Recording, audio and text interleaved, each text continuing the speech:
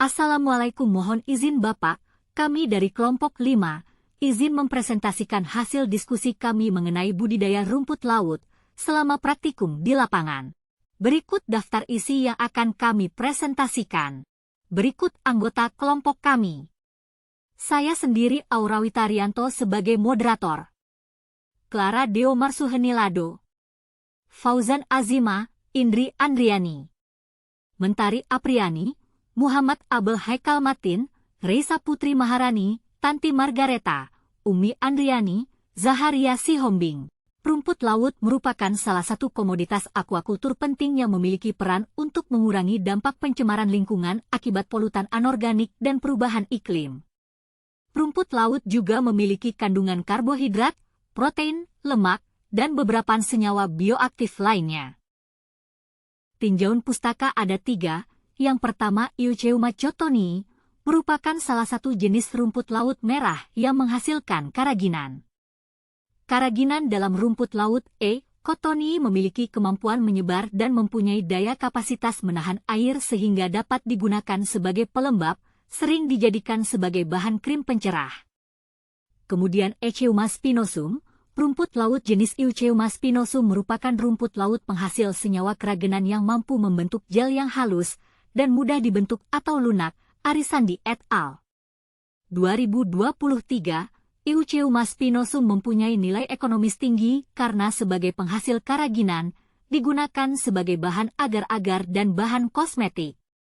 Laut terakhir metode Longlini, cara membudidayakan rumput laut di kolom air, eupotik, dekat permukaan perairan dengan menggunakan tali yang dibentangkan dari satu titik ke titik yang lain dengan panjang 25-50 m, dalam bentuk lajur lepas atau terangkai dengan bantuan pelampung dan jangkar. Metodologi, waktu dan tempat.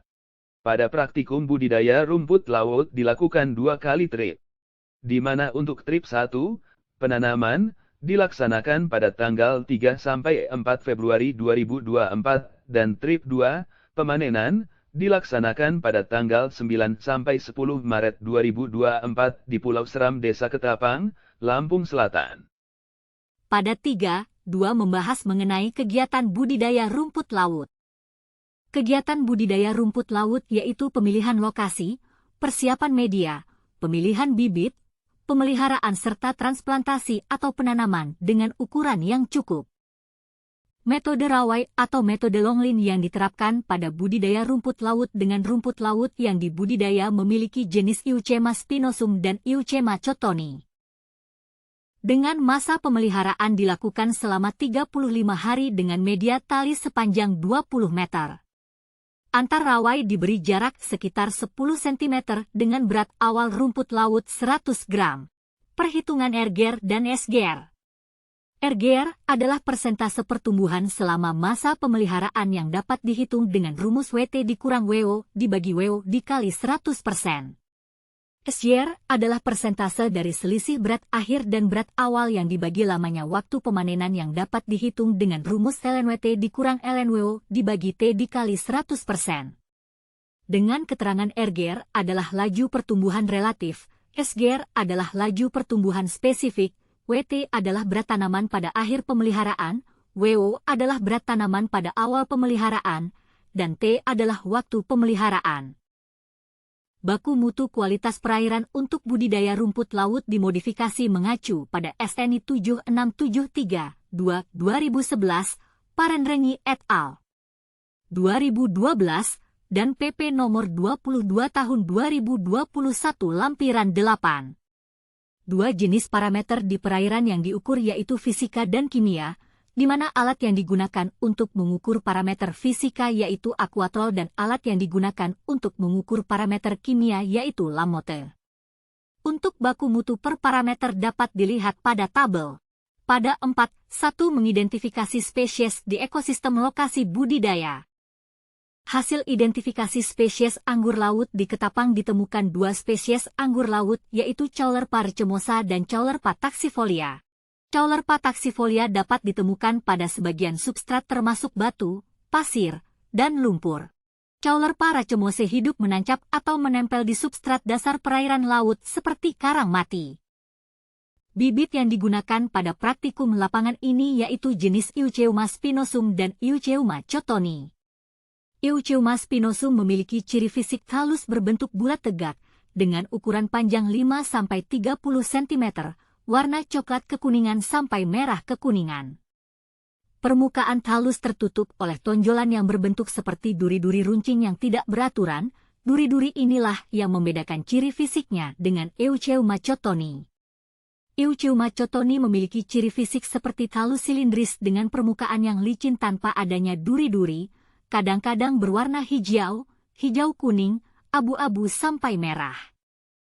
Perubahan warna ini seringkali terjadi karena faktor lingkungan yang merupakan bentuk adaptasi terhadap penyesuaian pigmen dari pencahayaan. Pada praktikum lapangan kali ini, kegiatan budidaya yang dilakukan meliputi persiapan bibit rumput laut dengan menimbang masing-masing 100 gram kemudian ikat pada tali rawai dengan jarak kelang 1 tiap rawai, pasang botol pelampung pada rawai, kemudian bawa ke Pulau Seram untuk ditanam.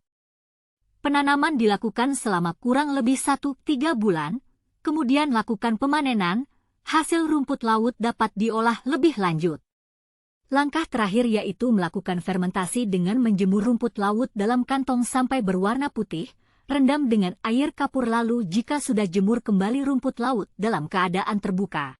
Pada 4 kita membahas mengenai laju pertumbuhan atau relative growth rate pada rumput laut yang sudah dibudidayakan. Berdasarkan perhitungan tersebut diperoleh rata-rata berat rumput laut Eucheuma cottoni pada saat panen sebesar 233,12 gram dengan rata-rata laju pertumbuhan sebesar 133,12%.